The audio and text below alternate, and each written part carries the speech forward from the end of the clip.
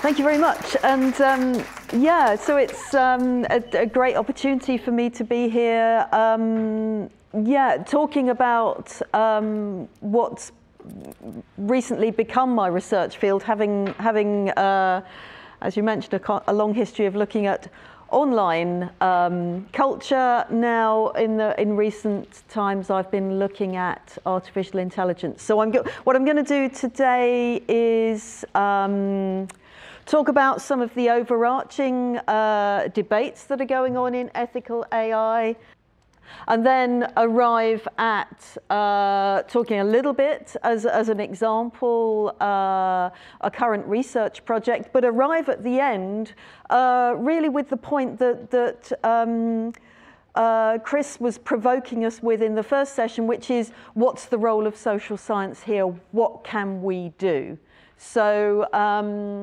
So I'm going to take you a little bit through the bleak territories of the human-machine relationship and what can go wrong, but hopefully bring you out into the kind of sunny uplands of things that we can do in a positive sense by the end. So the human-machine relationship, we've been talking about this for quite a while now. So, you know, back to Mary Shelley's Frankenstein, in the 19th century, she was, you could argue, really speculating on what happens when humans create technology, machines or whatever, that then go out of their control, and speculating on what that might make us think about the human condition and about what we can do. Isaac Asimov in 1942 was writing science fiction, again, that really interrogated that issue in I, Robot, and he comes up with this, the principles, ideas for what we want the human relationship with these smart technologies to be.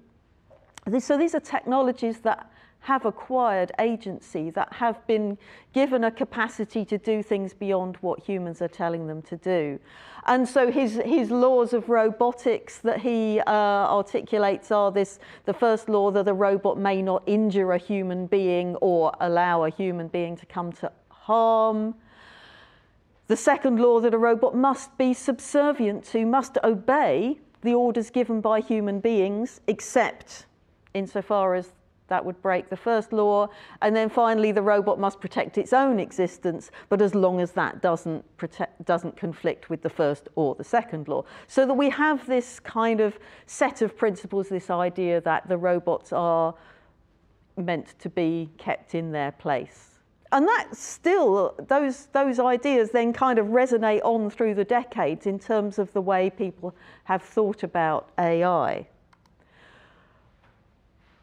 But still, we have arrived at where we are now. And where we are now is in some ways quite different to the problems that Mary Shelley or Isaac Asimov were grappling with. Because they were thinking more in the territory there of those physical harms, and we're thinking more in the territory of an identifiable, if you like, discrete agent, a robot, Frankenstein's monster. They were thinking of something that was an identifiable, discrete agent. Whereas where we are now with artificial intelligence, we're thinking of something that's much more about informational, ethical, maybe political harms, and we're thinking about effects that appear through much more pervasive infrastructures rather than these identifiable discrete agents. And this is the kind of thing that Shoshana Zuboff has spoken about very provocatively, as surveillance capitalism being the territory that we're inhabiting now. So it's not so much that we're being watched by Big Brother in terms of government, but Big Other. This capitalist logic of extraction of data, commodification and control via data, that I love this phrase, effectively exiles persons from their own behavior. while producing new markets of behavioral prediction and modification. So it's this a capitalist logic of deriving value from data, and that being profoundly undemocratic and really, really difficult to control or unpick or in any way actually contend with. And again, Nick Couldry has written about this, about okay, so we could make an individual choice to somehow disconnect. We can be non-users of social media. We can try and take ourselves off grid, but that's, you know, increasingly disabling. But also, it doesn't in any way dismantle or threaten the system. So the costs of capitalism's new data relations for our very possibilities of ethical life are really difficult to contend with. So that's the kind of the territory that we've, oh, sorry, it really is bleak for this kind of time in the morning, isn't it? That's kind of where we arrive at. It's a much more pervasive system. But of course, it's not all kind of bleak there, because as Chris explored in the first session, we've also got these amazing wealth of possibilities and productive possibilities emerging out of AI. What we've arrived at digital technologies now embedded in everyday life across diverse spheres. It's really difficult. Okay, maybe this is the challenge for the day, is think of a sphere of life that is not now impacted by the digital, that does not in some way generate data. So much of our existence is platformed. Social interaction, social existence, kind of everyday leisure pursuits, our working lives are all platformed, and that therefore provides for collection of data at scale, at massive scale. And the Internet of Things facilitates collection of environmental and physiological data, again, at scale. And it's important to recognize that these technologies, in a way, it's the availability of the data that drives the development of the technologies for making sense of the data, but, you know, and vice versa. So it's symbiotic. The fact that we can generate data to fuel the artificial intelligence technologies kind of go hand in hand. And taken across that, we now have these deep learning techniques that feed off that data, that generates new possibilities for learning that way exceed human capacities, making a kind of sense that doesn't just mirror human decision making, but adds a whole new kind of set of possibilities to it. And alongside that, natural language processing in particular, and image recognition, generating this wealth of new possibilities for passive monitoring, autonomous systems, and responsive and personalized interactions. So, and those things, again, for a social scientist, those are quite transformative of what we think the social is, what we think being social is. So there are some quite interesting, quite fundamental things to unpick there in terms of what that does to, as a sociologist, I'd say sociological theory, sociological thinking. The lawyers amongst you will say that, yes, you know, there are things here about legal frameworks, and so on. We come at that from our different disciplinary perspectives, but, you know, across the board, there are some quite fundamental things there to think through. And as we explored with Chris, some quite fundamental things that can go wrong as well. And I've just taken this from the UNESCO website. So UNESCO, again, it's interesting to think that UNESCO now feel moved to have, you know, a section exploring the ethics of AI and what can go wrong. And there are some things here that we've talked about this morning.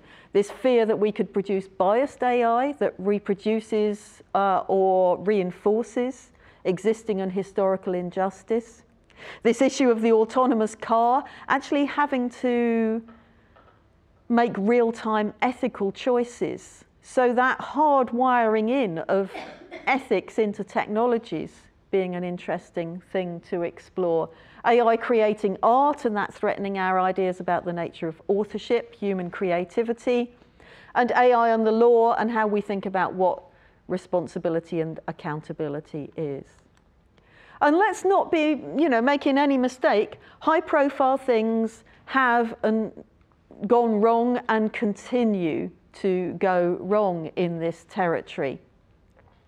So, for example, this one at the top, racial bias in an algorithm used to manage the health of populations. So the algorithm is supposed to be predicting healthcare needs. And it's fed data about past use of the healthcare system. And when unpacked, it emerges that the algorithm is almost systematically suggesting that the healthcare needs of the African American population, in this case, are lower than that of the white population. How come? Well, because the data that's been fed shows that those populations are indeed making less use of the healthcare system. They have historically been costing less in terms of healthcare, but that's not because of their healthcare needs in any inherent sense. That's to do with their relationship with the system of provision of healthcare. We have the discussions about job losses and which jobs may be lost and are threatened. And we have this wonderful book, Algorithms of Oppression, How Search Engines Reinforce Racism. And you probably at the back can't necessarily read the writing in grey that's on the cover there, but that's, the examples of the auto-completes from the search engine. When you type in, why are black women so, and the list of auto-correct suggestions that play back past behaviours that reinforce stereotypes. The AI recruiting tool that shows bias against women, it screens CVs and is kind of, taught that the right person to hire is often male. And the actual performance of the technology is being different for different populations. So facial recognition is accurate if you're a white guy, is the headline there. But, the different performance of these technologies due in part to the kind of data that they've been fed. And the kind of data that they've been fed, depending on who is represented in the data, who was there in the data. So if we've got any sense in which some populations were more likely than others to be represented in the data, then we have a disparity. And that's interesting to me as somebody who's kind of been doing internet research for some decades now, is because we've been talking about how things like social media aren't used equally by all members of the population, how there are some really quite systematic and enduring inequalities in who is or isn't, first of all, using social media, but secondly, having an active voice on social media. So, whether you choose to blog, whether you are on Twitter, is not just a kind of a random fact. It's reflective of a social positioning. So pretty much all of the data that these technologies are being fed is in some way reflective of social positioning. And so that then gets played back. And then this one, I highly recommend this one as a read. It's a Wired article about the case from, I believe it's Arizona, where Uber were operating autonomous cars, but the autonomous car wasn't fully autonomous. It had to have a human operator in the car at all times, who was to take over if something went wrong. And that could mean that in an 8-hour shift, that human operator might be having to take over, twice for a couple of 10-second moments. And yet in the story, when the autonomous car hits a pedestrian, very quickly it comes rendered as it's the human operator's fault for not taking over at the point when the algorithm couldn't properly distinguish whether it was a pedestrian in the road or not. And that whole kind of messy way in which accountability gets kind of worked out. And Uber, who are the employer here? Who are, if you like, the kind of the infrastructure that makes this possible, somehow evade being the ones held to account. So this takes me back to the Shoshana Zuboff surveillance capitalism, that kind of territory. It's important to remember that some of these are about the data, but some of them are also about the way that we actually play this out within our business systems, within our kind of governance and regulation and working conditions. And we get kind of ongoing attempts to maybe improve things, make things better. Microsoft have just released their new framework for building AI systems responsibly. And again, it's quite an interesting read in terms of them trying to come to grips with what corporate responsibility looks like in this territory, what that might actually look like for them. And they talk about their speech to text and the way that they've tried to address this differential performance for people from different communities. The original trained versions worked much better on a particular kind of accent than others. They've talked about the way that they're going to put limitations on unrestricted use of synthetic voices. So this is the ones where you can train it in somebody's voice, maybe maybe the voice of a dead person, maybe the voice of someone that you would quite like to impersonate, and you can feed it a script and you can have it read in the voice of that person. So they're putting some limitations on the unrestricted use of the synthetic voices and the facial recognition, and they have said that they are also retiring what they had been making available as a commercial service, facial recognition capabilities that will offer to infer emotional states and identity attributes. So facial recognition that will go beyond, is it this person, to talk about how we could categorize people in terms of gender and age and their facial features when they're smiling and so on. And, again, a little exercise for later is to think about why just offering unrestricted access to that might be a bad thing in some cases.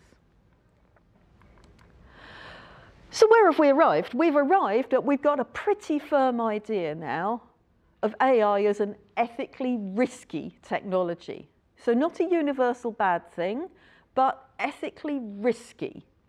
Something where we need to, just as Asimov is talking about, with the laws of robotics, something where we need to work out what our fundamental principles are here.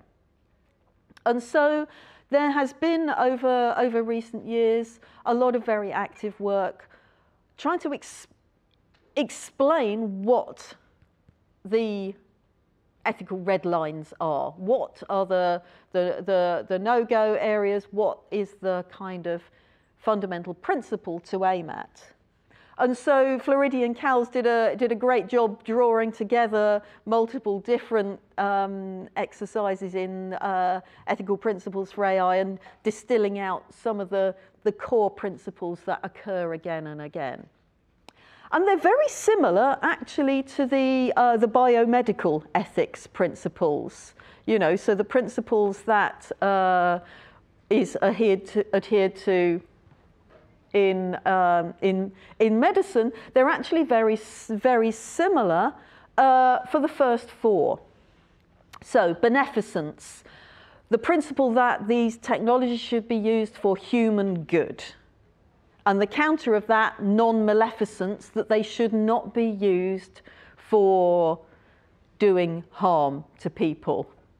Now, of course, the devil is in the detail, how when we kind of can argue that something is for human good and not doing harm, but those are the kind of the top line principles.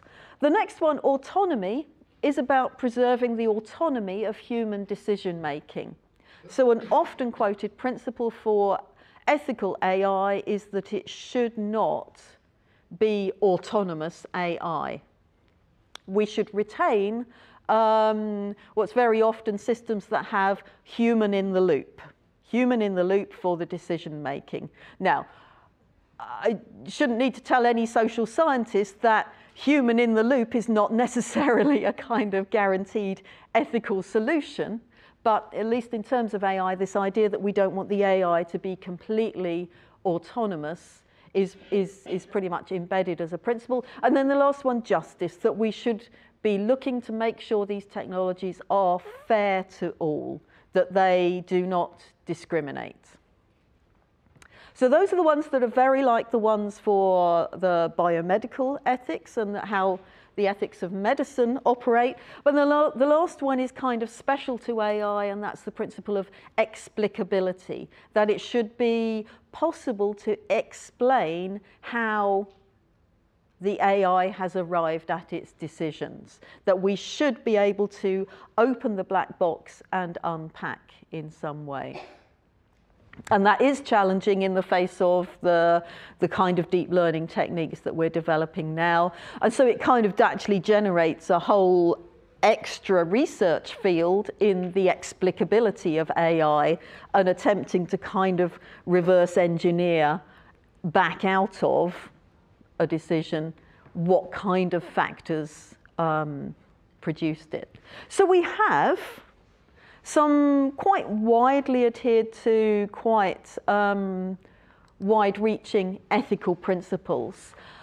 But as ever, there's a huge gap between the principles and the actual practical mechanisms for implementing them. And so the work of, well, what on earth do we do with these principles goes on and on. In the UK, or in the EU, the terminology that's been used widely is trustworthy AI, and that's the same kind of terminology that then has been adopted by the UK's AI Council, and it is kind of feeding in also into, so for example, the NHS emerging kind of ethical guidelines for use of AI. There is some UK guidance on AI in the public sector and how the public sector should be adopting AI in its kind of decision making. And a lot of it is to do with a mixture between regulation, that we do need oversight of this, that we shouldn't leave it as a complete kind of free area where people can do whatever they want. Transparency, stakeholder involvement. So stakeholder involvement is held as being very key to kind of examine all these technologies at an early stage. So if you are developing AI that is going to make decisions about people, very much the direction of travel is that you should be involving the people about whom the decisions are going to be made at an early stage and throughout the process, so that there is this kind of stakeholder assistance to work out some of the potential discriminatory harms before they actually get implemented. Education, and it's interesting, this, you know, in terms of trustworthy AI, there's an interesting kind of sense in which that's part of that is to be embedded in making AI trustworthy, but also there's quite a strong layer of talk about needing to educate the public so that they will trust these technologies. So there's a kind of, you know, there's a double side to the trustworthy versus kind of trusted thing. And also professionalization. So where is AI development going on? Partly in the big corporate, you know, the Amazons, the Googles, the Microsofts, etc. But it's also a cottage industry of, you know, people all over the place in all kinds of organizations without a really very clear, it's not like training to be a doctor where there is a kind of strong professionalized structure.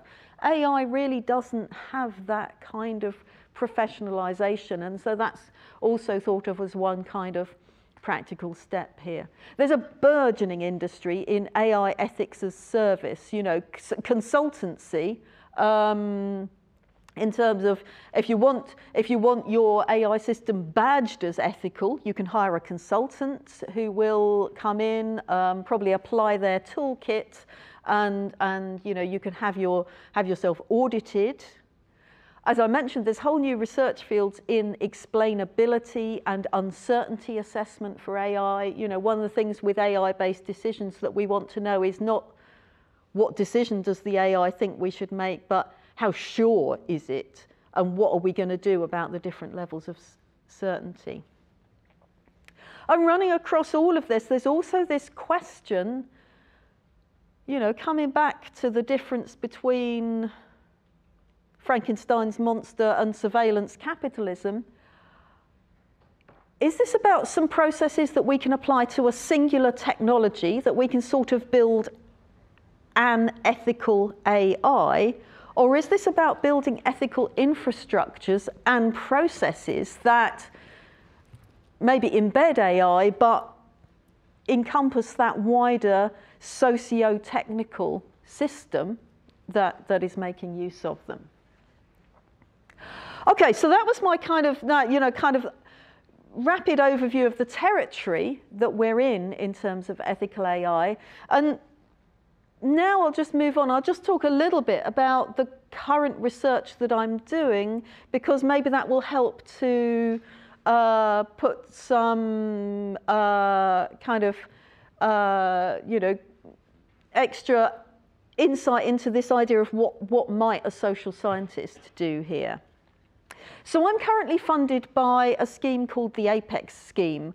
It's an interdisciplinary scheme funded across the British Academy, the Royal Academy of Engineering and the Royal Society, specifically to support interdisciplinary research.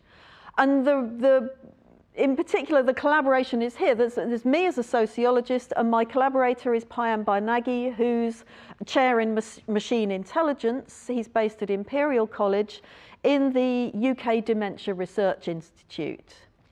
And the project that we came up with is to do with looking at the emergent ethics in an infrastructure for smart care.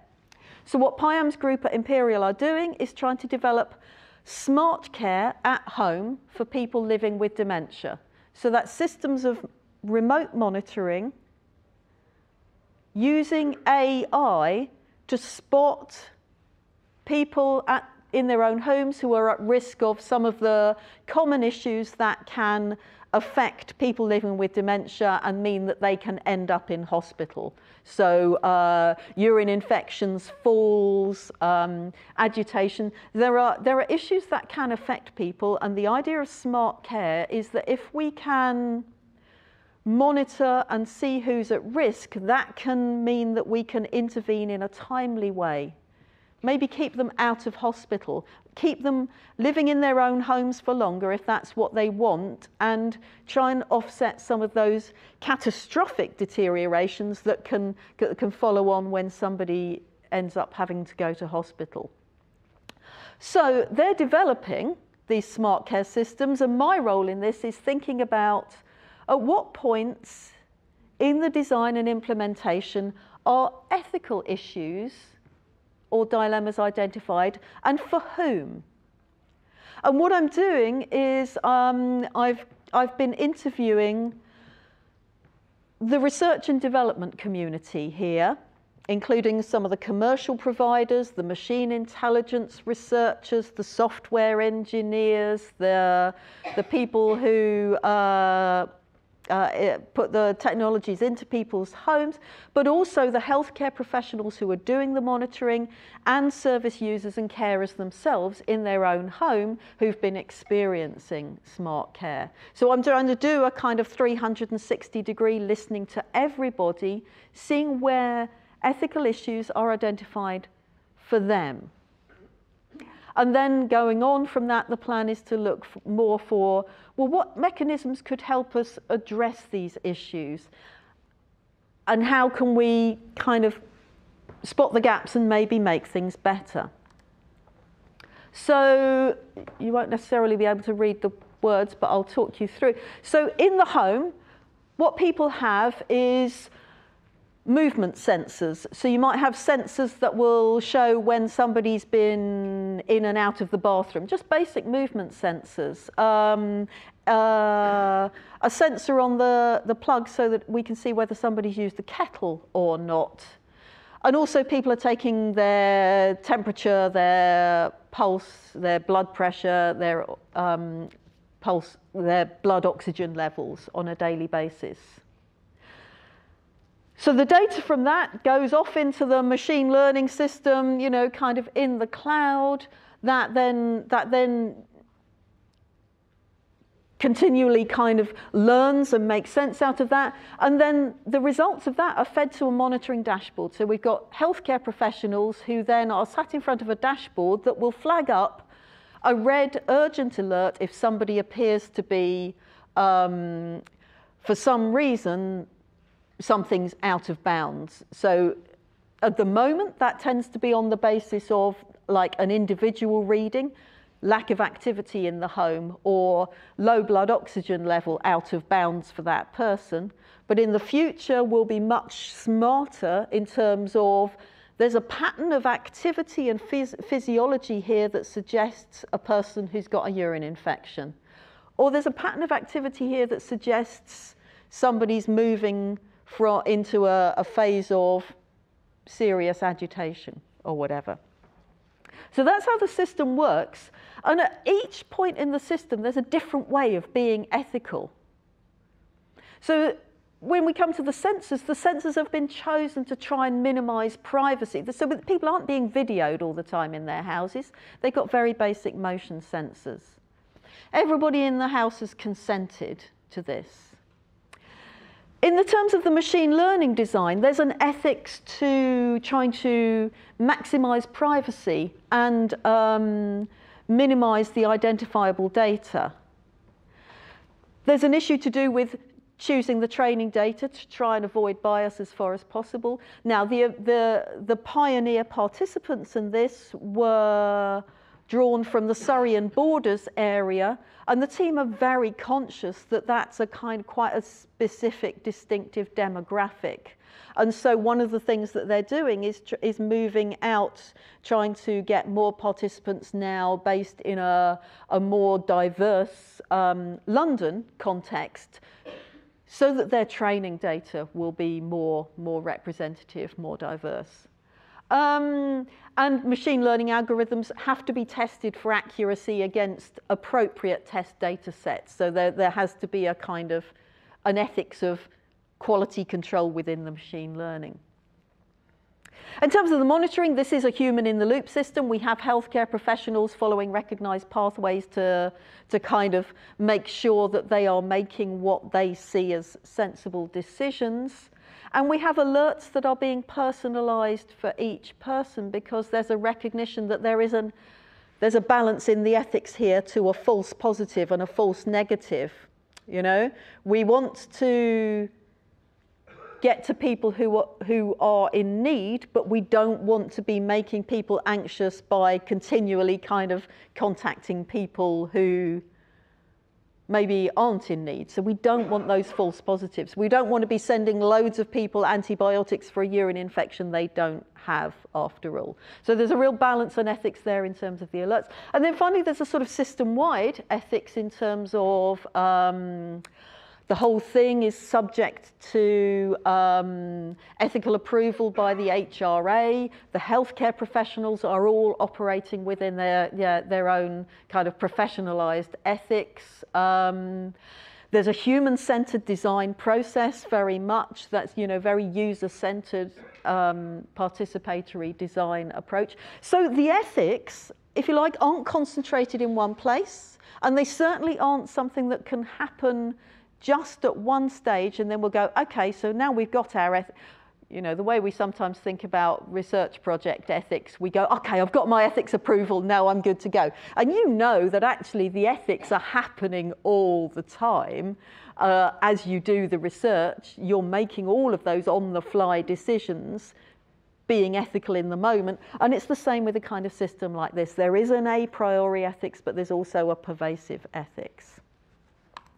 But also, when I spoke to people and in the interviews, what I was finding that each person had their own kind of sense of what their ethical responsibilities and boundaries were.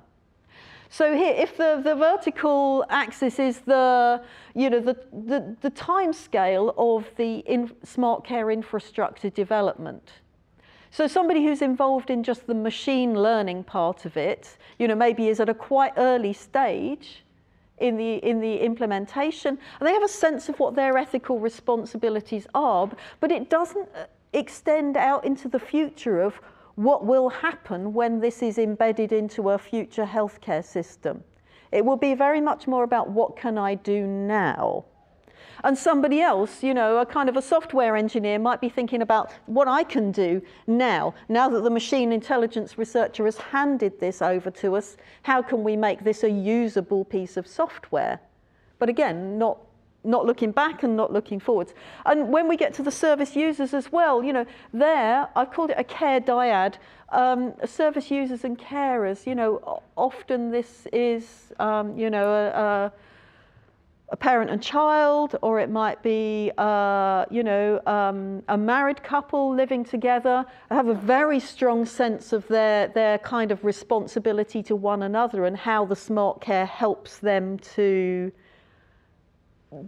be ethical in their relationship towards them. So there's a lot of talk about, care and reassurance and doing everything you can and so on.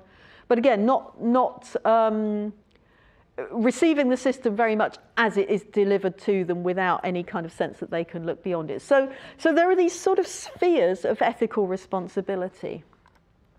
So what I've come to draw on is there is some sociology of science coming from Peter Gallison that talks about the way people do interdisciplinary projects. And he talks about the idea that in these interdisciplinary projects, what often happens is that there develops a trading zone. Different disciplines have to get on with each other just enough to kind of get the project done. So if you're a healthcare professional dealing with a machine learning specialist, you don't have to learn machine learning to interact with them. They don't have to learn the clinical aspects of dementia care. But between the two of you, you have to have a trading zone where you can understand each other well enough to get the job done. And so this is very much what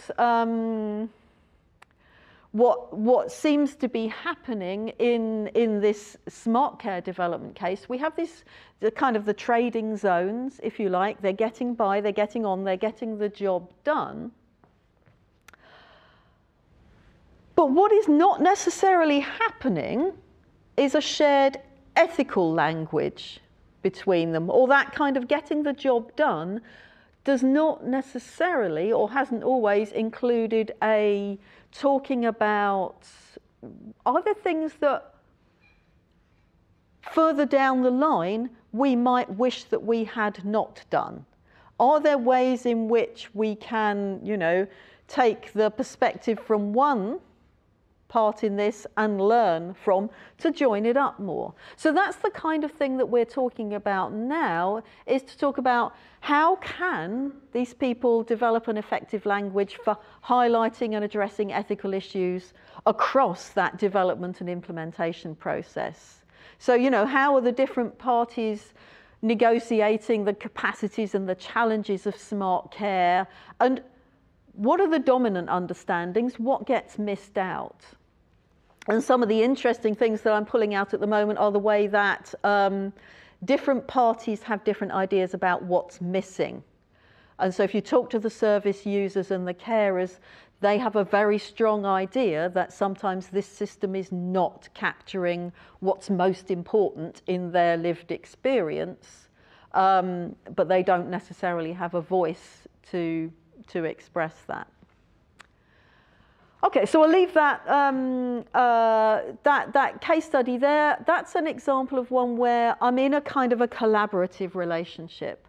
But I'll just conclude here before kind of opening up by kind of trying to draw together some of the different ways in which maybe social science can be useful in this territory. So I think the one that where I'm engaged, I'm bringing in a social science understanding of what building infrastructures entails. I'm bringing in social science methods and methodologies in terms of qualitative research, and I'm bringing in social science theory in terms of this understanding of how this kind of work is done, and then trying to use that in a kind of practical way. There are lots of different ways that we can build social science into AI ethics. First one on my list here is the digital divides. So as I mentioned, these pervasive, ongoing digital divides in who has access to digital technologies, who can make meaningful use of them, and then layer on top of that another one, who has the capacity for critique of these technologies? Because this is unevenly socially distributed.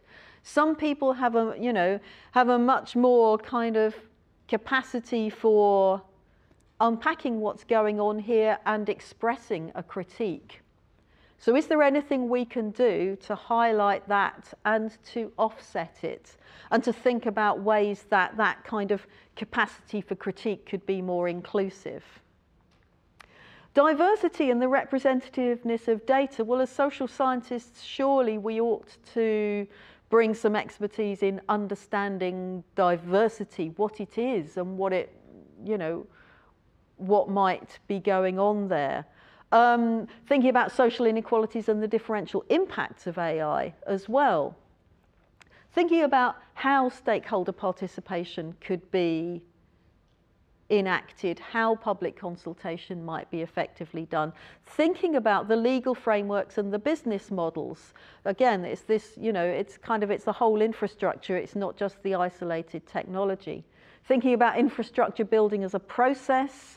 So how can we build infrastructures that are able to be sensitive to diversity and inequality? Not thinking of it as something we can just build into technology and say that's it, job done, but thinking about something that's a much more ongoing process that we need to keep on thinking about what happens when the AI lands. How is it to be monitored, evaluated?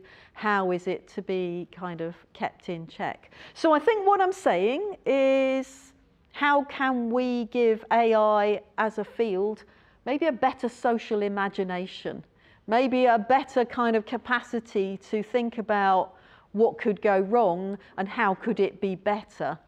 And so that involves social science being a collaborator, sometimes being a critic, and being a social conscience for AI. And I think which of those it is really, really varies in terms of the different circumstances that we're working in. Working in the territory of smart care, I have the beautiful luxury that I'm working with people who really, really desperately want to make it right. They're not kind of driven so much by the kind of, the business payoff, there's the real fundamental commitment to getting things right and making things better. And that's not necessarily always the case. So the balance between collaborator and critic and social conscience, I think, is very different depending on which kind of territory we're working in. But they're all kind of available identities. Okay, so I will finish there, leaving a little bit of time for questions now, but you've got the panel to come, and then you've got a kind of a lunch break to also kind of thrash out some of this. So hopefully this will kind of lead into conversations. That's the references I used. But yeah, any questions? Any comments? Hello. Thank you, Christine. Can I ask you a bit more about consent and informed consent, because this is a very interesting study. So at the moment, my understanding is that the smart care is there to identify people that have issues with dementia, protect them from further deterioration. So what happens with the data? I think there's also a case where the data that's been collected can then be fed to some form of algorithm that potentially can help us understand dementia better. But obviously that's a very different aim than what the smart care is. So how do you deal with, do you have any sense of how do you deal with that informed consent or consenting in projects like that? Okay, yeah, so this kind of fits into the existing kind of consent landscape of medical care and medical research. So the users of this service actually divide into two quite distinct cohorts. There are people who are service users of a basic monitoring, and they are all consented that they want to be part of this monitoring service, but for quite a basic set of functions. A lot of those people were recruited simply to offer them a service throughout the pandemic, so as to, they couldn't have people visiting them all the time, so it was a service. The other cohort are a research cohort, and they've been recruited to a research study that is really going to drive the development of the machine learning, and so they are offered, quite an extensive battery of questionnaires, various kind of validated measures to look at their condition in terms of the dementia, and also collect an enriched set of monitoring data. And so they are consented under a research consent framework. That's been through NHS research ethics, and the consent processes are much more extensive. The burden on them is more extensive. The potential benefits in terms of monitoring are more extensive, but the team themselves are very aware that actually meaningful consent in terms of what does this data collection mean is really challenging for people. And I have to say, in speaking with service users, what I've found is that people's understanding even of the basic service can be wildly different. What people think is going on, can be really quite different. So the team are very aware that meaningful consent is going to be an ongoing challenge. Not to mention in the territory of dementia, where we have a lot of proxy consenting going on. Do you think, with this kind of rise in service users monitoring, their activities and that sort of stuff, do you think that this is kind of the direction that we're kind of heading towards? I mean, the NHS's longer-term plan, do you think this is kind of where things are going in terms of service use being more independent in giving or, contributing to this kind of data? And if so, where do you think it will stop? How much is too much data? I mean, I understand here it's relatively, it's not very intrusive, but do you think that might actually increase as time goes on? Yeah. So the current NHS long-term plan is heavily influenced by digital and talks a lot about digital being used in two senses. One is personalisation. So, one is this sense that you get more personalised care, but the other is in the sense of a more efficient directing of resources. So, the luxury of the in-depth face-to-face consultation kind of might only be happening in particular flagged cases. So that pretty much looks to be on the cards as a direction of travel. I think one of the things that's challenging here, or really not properly examined, is, I was talking about immediate stuff, like, so, you know, if something tells me I'm developing a urine infection and I can take antibiotics a bit more quickly, that's great. And you know, and I think we'd be quite positive about that. But if something actually can start to give a prognosis and can say, you know, comparing, you know, me living in my home with other people who've gone before with dementia, they can say that, you know, Christine's not going to be able to cope in her own home in 4 months' time, start preparing for residential care now. You know, if it starts to have that kind of prognostic capacity, I think that raises issues that we might all want to have a bit more of a debate about.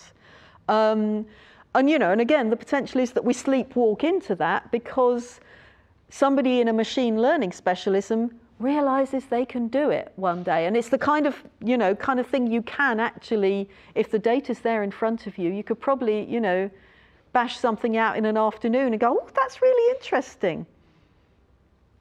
And the data's already been consented. But the, you know, so there are some really interesting things to think about things that we might accidentally become able to do that I'm not sure we're talking about. Nigel. Oh, sorry. Question. Yeah. Can you track, like, hydration? I know that the feeling of thirst goes quite quickly for some people with dementia. Yeah. And that can be a really, like, big risk, people just not drinking water for days. Yeah. Can you track that? So yeah, one of the things that they're talking about, yeah, they would love to. Challenges are, how do you, okay, so wearables tend not to be well tolerated, particularly by this demographic. Standing on those fancy smart scales, well, the steadiness of standing unassisted is not necessarily there. You could put a monitor on the tap, but poor proxy for that. You know, the challenges are, a lot of them are at the sensor end for that, but yeah. Sorry, Nigel, do you want to say something? I just want to make the general point that I think we need to be a little bit careful about being too taken by the technology. I mean, to use the example we were just talking about a prognosis. Well, you know, if I go to my GP, it's quite likely that the GP, from his or her own intuition, will say, well, in 4 months' time, you might be in a condition where you're going into a nursing home. Sure. Now, there's obviously ethical issues about that statement, but I'm not sure that they're so different from a machine learning assertion of the same kind. So we mustn't be completely blindsided by the fact that it's a machine that's making the prognosis. And it isn't, it's what we do with it. No, I think you're absolutely right, it's what we do with it, and how we then embed that into a decision-making infrastructure. But there are some interesting things, I think. So what you're finding is that some people who are doing this kind of monitoring, they are offered an app whereby they can track it themselves. So you also have this possibility that certainly maybe for carers, you know, I know, having been in this position myself as a carer, you know, you're kind of in that head down, getting through day by day mode, and then to have something that actually can plot you a decline is not always going to be good. So what's made visible and to whom is quite a nuanced thing, and how it's received is quite a nuanced thing as well. So yeah, definitely not deterministic. I mean, obviously, I'm a collaborator here, so to an extent, yes, I'm captured by the technology in terms of its possibilities. But yeah, you're absolutely right. Sorry, we've got one behind. So can I go 1, 2, 3, and then yeah. Yeah, I was just to say thank you very much for your presentation. To follow on from the last point made.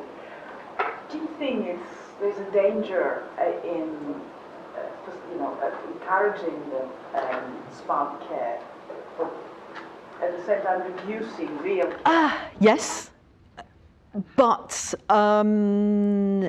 looking at the climate that we're in, is it going to be about reducing other forms of care, or are they already lacking anyway? So I think you've got to look at this from where we are, not in an idealized kind of scenario, I think. I just had a question around, because obviously if this is kind of like a pilot or in the initial stages of research, like at which point the processes begin to become less flexible to feedback. Because I was just thinking about like my experiences of like using NHS 111. So there's obviously still humans involved in that, but whenever I call up, they're just like, oh, we don't know what to do with you because you don't fit any of these boxes, so we're going to have to choose an arbitrary route for you, and it's always incorrect, and it warns them about the wrong things, and then I'm like, oh, well, I don't have to worry about that, but I need to worry about these things, and it's just that algorithm is not made for me. And I think especially if we're thinking about like older populations or people with dementia, there are kind of like younger demographics who have things like being trans or different kind of things that aren't existing in the older population at the moment. So I'm like, I think there's things about this that are really good, and especially like, there are less healthcare assistants. So providing more monitoring, but who is it picking up on it for? And also if it's the NHS thinking about things like citizenship as well, like do you have to be here legally to have access to that? No, great points. Just the quick reaction is, so there's some great sociology of science, Susan Lee Starr, talking about the invisible labour of people who don't fitting into standardized systems, and that whole kind of sense of the unspoken invisible labor of making it work is, kind of very much, again, something that we can work to surface. Okay, last one. Sorry, I'm conscious of my timing. So I think it's kind of similar to their point, because we're talking about dementia, and I'm aware that dementia affects Black people twice higher than white people, so we have a lot of data on that, but we don't have data on how dementia shows on Black people, Indigenous people. So how are you going to cater to that? I think that's kind of like one question. And that's massively difficult, because you have kind of, between, different groups of people, you have kind of some, fundamental medical diversity, but you also have smart care tends to be modelled on particular ideas about the way people live, and different people maybe have different expectations about care for the elderly. There's a massive cultural diversity about how that happens. So we do need to be careful not to build systems that model particular notions of care. You're absolutely right. It's a big challenge that the NHS is chipping away at, but acknowledging, but it's big. Okay, I should stop. Thank you.